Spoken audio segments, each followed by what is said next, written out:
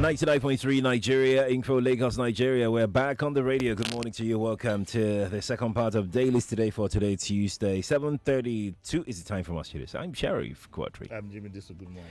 You can watch us on Facebook and on YouTube. Yes, we're live on those two platforms. Just search Nigeria Info 99.3 on those two platforms and voila, you'll be here. Let's start right now with the Vanguard newspaper. This story reads Money Laundering.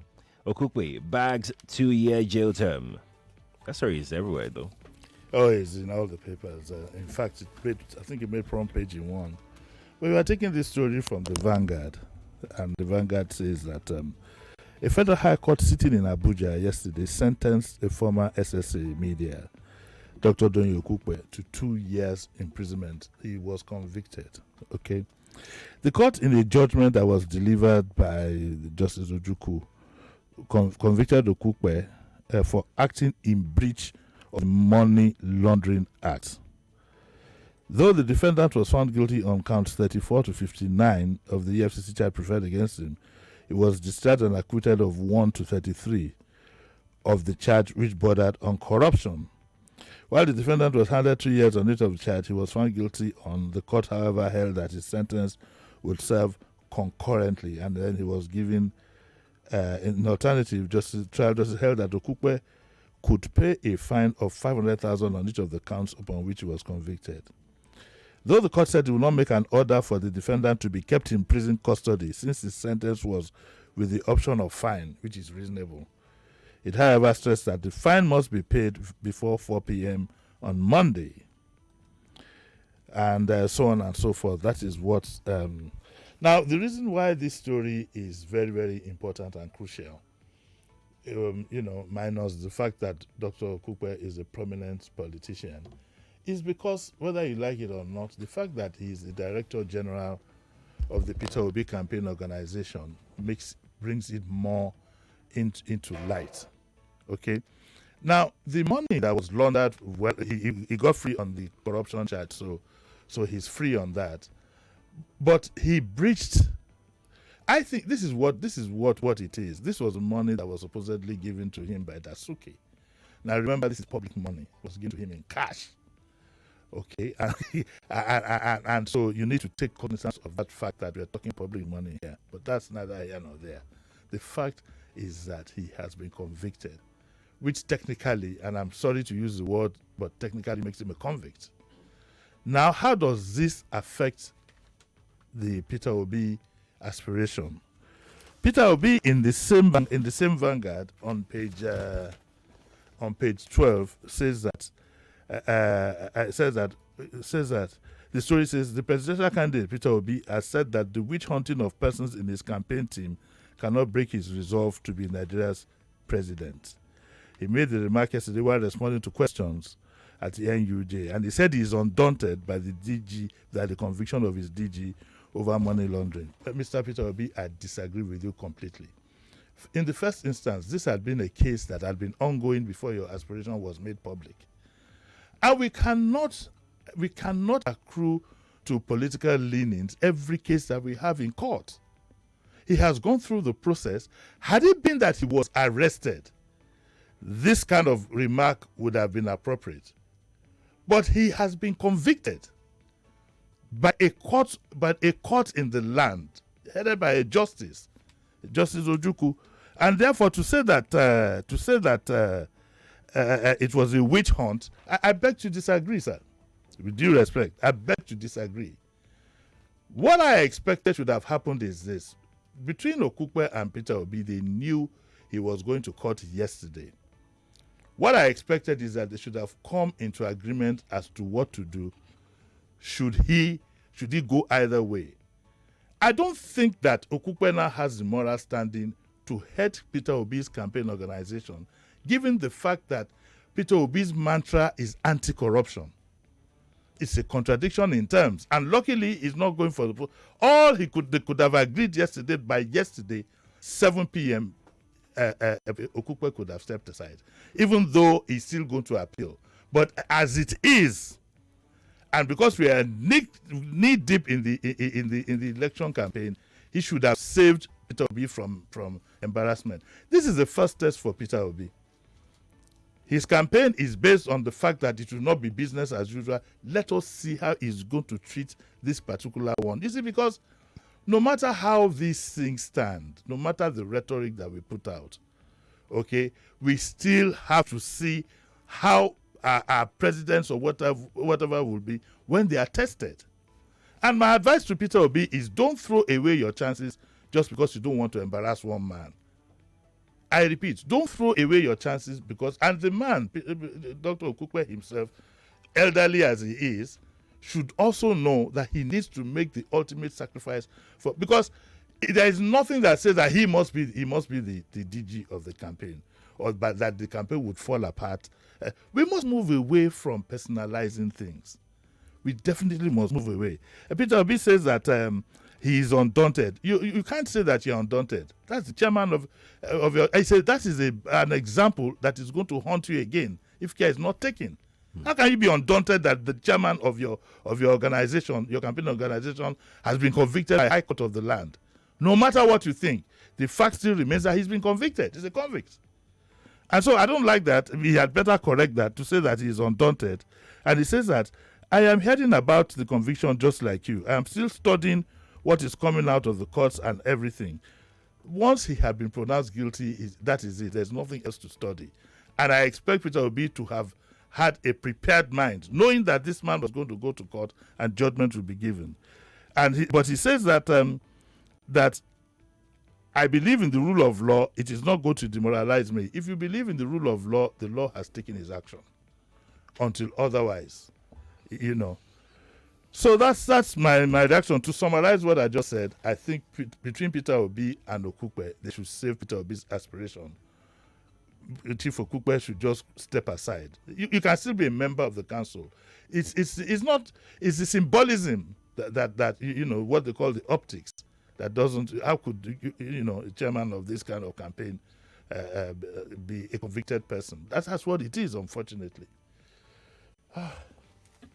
Mama Don, where is that your famous tea? He's not here.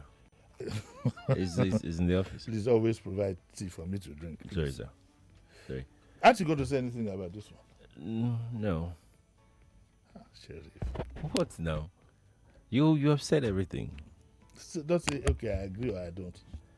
I can't. You're not the one presenting. It's today, you know.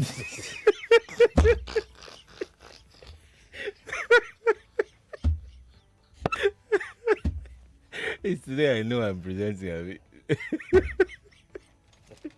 Okay, let's take this one from Vanguard, page 8. It says, cash withdrawal limit, court rejects DSS bid to arrest, detain Emefiele.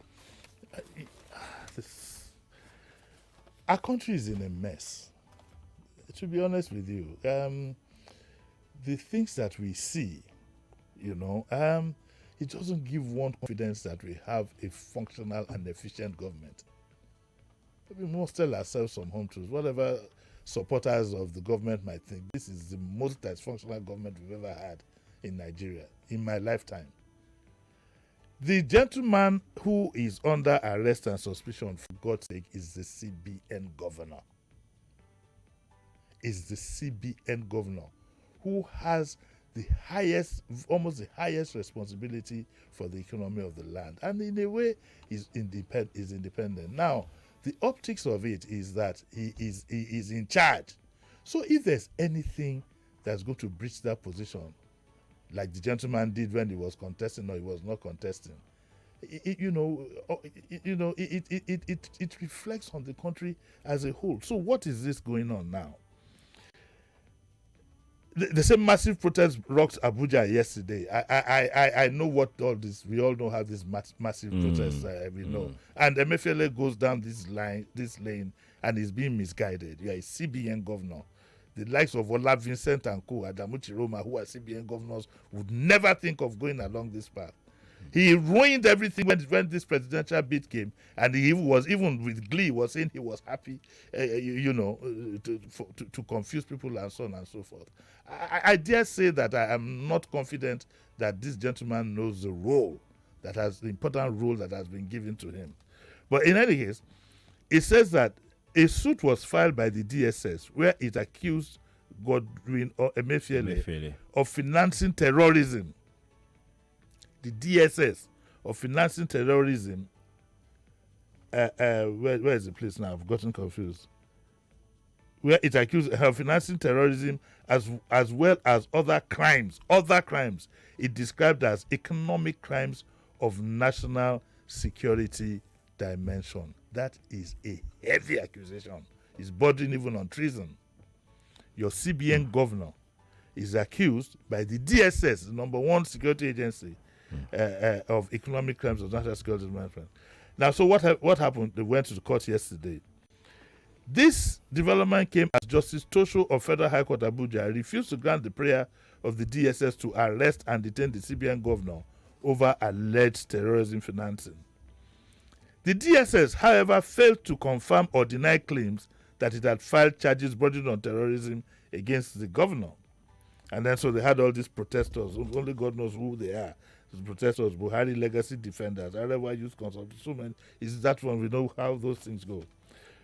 Okay, so this was this is the argument. I won't go into the protests that say it has rocked Abuja, because most protests usually have somebody providing funding and things like that. So that, and it's not a way to go. It's not a way to go. You can't use this process to escape the long arm of the law. You can't. No, it doesn't work. What you do is that you just enable some hustlers to make money off you. Well, let's go to the argument. Okay. Whilst the DSS keep mum, it says that the judge, Tosho, said this entire affidavit depositions, especially as per paragraph 4 of the supporting affidavit, purport that preliminary investigations has revealed various acts of terrorism financing fraudulent activities perpetrated by the respondent. They said that the judge said that the applicant should have taken the court into confidence while seeking the exercise of his discretion in favor of granting his application, meaning that the DSS man should have put a call through to the judge, the DSS, the DG, and explain to him what it is, because this is a man of high exposure. That's right. The central bank governor. So you should have taken the judge into confidence. When you want to get an order from a judge, both of you we are working almost on the same side in this. You take the judge, into confidence. And the judge also says that it is my respectful opinion that the ipse dixit, I don't know Latin, of the applicant standing on his own is not sufficient evidence upon which to deprive a person of his liberty. The respondent in this application is named as Godwin Emefiele, without disclosure of his status or position anywhere, not even in the affidavit, meaning that if you had this case, there was an affidavit against him, you should have put Godwin Emefiele, the CBN governor. So you immediately know who is being spoken about. You can't take away that position from him in that affidavit. That's the argument of the judge. And it says that it was not left to him to speculate if the Godwin Emefiele is the same person as the serving governor of Central Bank. And then he says, if he is now the one, he is arguably a high-ranking public servant in Nigeria, and indeed occupies a sensitive position as one of the drivers of the nation's economy. Therefore, an application of this kind should have evidence of the approval of the respondent's boss that such measures are authorized to be taken. The boss meaning the president. The president. And I doubt if the DSS would move against Emefiele without putting a call through to the president. I doubt. Maybe they didn't get a response. Who knows? Maybe they got. I doubt. Even if they didn't get any response from the president, I doubt they will still have gone ahead without a response from the president. So, by implication, you think that they got an approval from him? My best assumption will be that. Yes, because I don't. It's really a CBN governor. They can't make a move without the approval of the president. That is why this is all these things are tacky. I'm not here to defend Emefiele. I couldn't be bothered. The man has embarrassed this country on many fronts. But I just don't like the whole thing is tacky, and the arguments that the judge puts out here, they're valid. So that's where I want to come in now. Like I wish a, no, I will not you talk. cannot say No, anything. I'm not talking Keep on it. quiet. I wanted wait now. Wait, Yeah, presenting wait. the program. No, I'm still presenting. I was hoping You want to step aside and present. I was hoping that lawyers can shed light on the areas that the judge mentioned. Well, yes, but even if they did, Because I'm but thinking even that, if they did, not being a lawyer, this is a common sense thing to do. You take the judge into confidence. I mean, we watch what's the name of this famous program? Some famous program we had on TV about court cases way back in the day. They first of all call the judge. Sometimes you might even call him late at night to say, look, we have this particular case. The judge said you should have taken me into confidence. Then you present an affidavit. You just put David. Did he say David Godwin? You just put Godwin Emefiele. I just want to hear expert opinion as to whether it's necessary. Yeah, we could put that out. We could put that out. Yeah. Yeah. So the gentleman says that he says that it is noted that it has been the practice of the applicant to seek detention of a respondent and further detention for a definite period of time when such respondent is already arrested and is in their custody, and that fact is clearly disclosed in the supporting affidavit. This is not the situation where, as Godwin Emefiele, the CBN, was shown on television the previous night, having audience with the president of Nigeria. It therefore seems that the applicant intends to use the court as a cover for an irregular procedure, which is unacceptable. And then he said, in the light of the foregoing, I decline to grant this ex parte order. At the end of it all, it just is a messy situation, a big embarrassment to us as a country. Very big embarrassment. It shows that the center is not holding, Sheriff. It definitely shows that the center is not holding. I think there's a lot behind this. I don't want to say much, but I don't think anybody is. There's just a lot to it. The reason why I can't even say much is that I don't know who will be telling the truth between the DSS and the man. You know? Exactly. No, I'm repeating, I'm reciting what you're saying. I did not say anything. That's why I'm laughing. I did not say anything. I'm your Arawasi. In the mosque, the imam will be just like, you tired. So, no, but I honestly, I don't know who. The whole thing is tacky, to be honest with you. It's very, very tacky. And I hope somebody just tidies all this up. I'm not in defense on anybody. If he has a question to answer, so be it. It's like any other citizen. But this process is a bit tacky. That could have been avoided. And just to add, this is a very, very weighty allegation. It is. And troubling. And very troubling. And troubling. Very, very troubling. Very, very troubling. And it's, it's amazing. I saw something on TV, though. Yeah. That had to do with some other funds and so on and so forth. It looks like something is coming against this man. Because he himself hasn't conducted. You see, these things always bounce back. He hasn't conducted. He's been political. One time he wanted to run for president. He couldn't come out and deny plainly whether he was running or not, and was toying everybody around, rolling everybody all over the place. Let's go further to it before we spend too much time on true stories. Let's take, those stories are really heavy, though. They're heavy. Daily Trust is next. Ohaneze denies report of killing of northerners in the southeast. Yes, I'm glad this is coming up. The story that we rejected last week. Just to say that the Ohaneze has denied reports of killings of northerners in the southeast. The story came out last week, but we buried it because of the sensitivity. So I'm glad that Ohaneze is now saying... it says that it is a lie they always say from the pit of hell. I don't know who has been to the pit of hell, that not less than 100 northerners were murdered in Southeast within the last 1 week. And so they're denying this. I wish that our politicians will not ruin this country because of their aspiration. Apparently, there's a political tone behind all this. And last week when we saw the story, we couldn't take it. It was front page was accusing the people in the east of killing northerners. And those of us who have a reflection of what happened in 1966, as young as I was, we don't want a repeat of that. We definitely don't want it. We can't afford it. We can't. If this country goes to civil war again, we will never survive it. Never. It's not a case of not my portion or whatever. I don't think two countries can survive two civil wars in one person's lifetime. Incidentally, the NBC also, had some meeting with media stakeholders also yesterday about the same issue. Oh, this same issue. Yeah, the same issue that politicians are now using the media to they're telling the media, companies to be watchful of how much they can get or how much they can take from any political party or politicians in the name of advert placement. The sad part of it all is that the large number of the media houses themselves, especially print, are owned by politicians.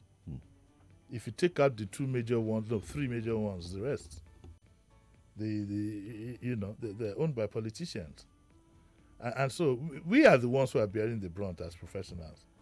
We hardly have places to work that you would say allow you to express yourself and be professional in your job. Most of these papers are owned by either politicians or people who have a political leaning. It's a sad development for this country, though. This country is in bigger trouble than most people imagine. Yeah. The fundamentals are not right. They are not working.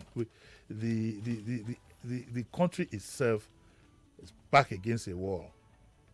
I hope that we will not go from bad to worse. And the media also should be upright in doing their job as well. It's difficult to be upright when a large part of the media is owned by the same people causing confusion. That's another thing. Yes, that's the reality. That's the reality.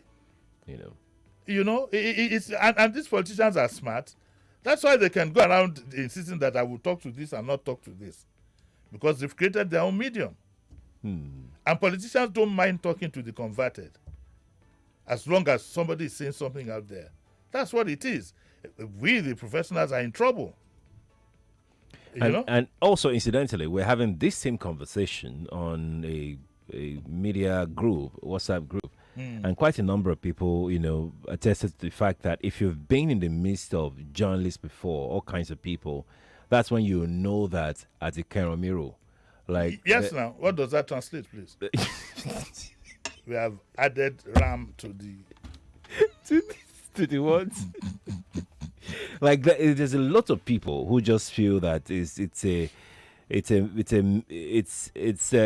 their meal ticket. Yeah, the best way to put it, ahead of being professional. The best way to put it is to say that we do not have committed people as we should have in the media. People are becoming journalists for various reasons, to position themselves, to do this, to do that, to help the owner of the medium promote this and promote that. You see a lot of that. Unfortunately, our people too are not that discerning. They are not that discerning. I repeat one more time.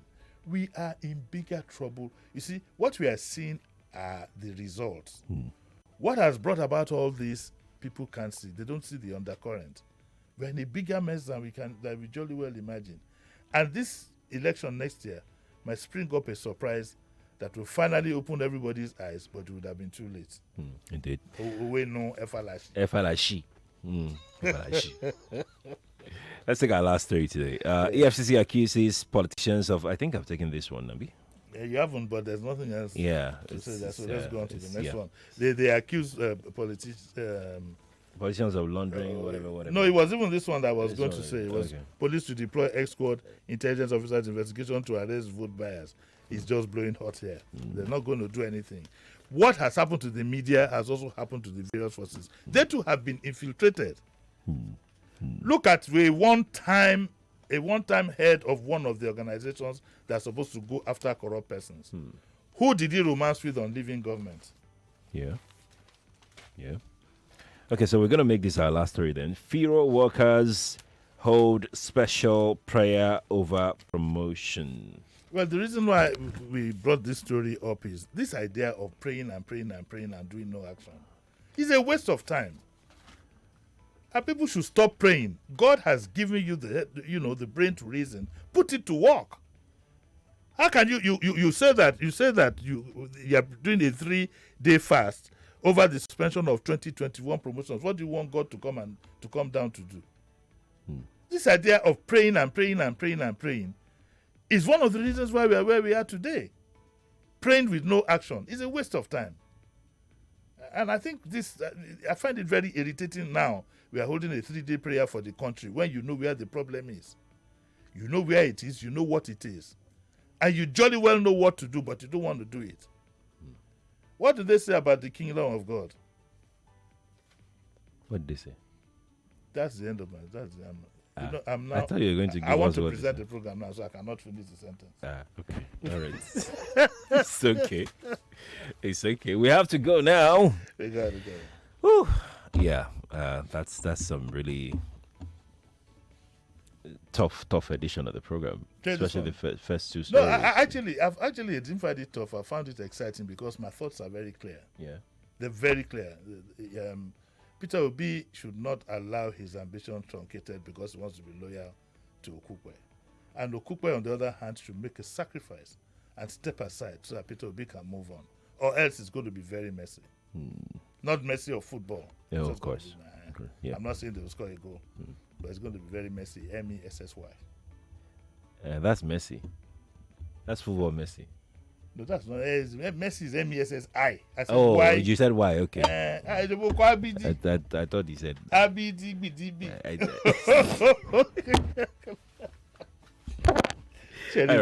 We have to go. Thank you so much for coming. Lagos, let's take a break. When we return, we'll continue our conversation on being a patriot. Stay here. You summon the oracle now. Greetings, my king. How can the oracle serve you? You will tell me the secret to your power. How did that keke move without a driver? My secret is the power of 5G. Tell me more about the power of 5G.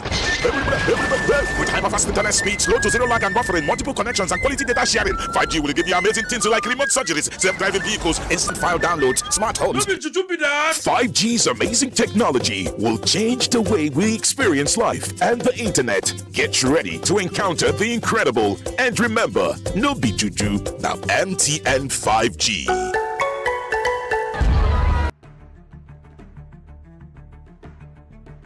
And I want to assume that you would run because I want to give the listeners context for the conversation. In 2019, you were running mate to Atiku Abubakar. What did you learn then that you will not repeat this time? Yes, when is the president coming out to address us? There's a few things. One, I have a burden and a passion for young people. The fact that you have elected a man does not mean then you begin to order him around. The president will do whatever is good for the country at any given time. Mr. Adeshino, isn't the president responsible to the people?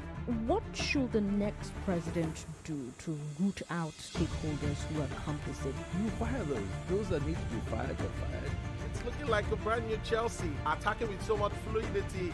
And what can you say about that, Martin? I know you follow Chelsea quite closely. I live close to the Chelsea training ground. That's what you mean by that. I'm not a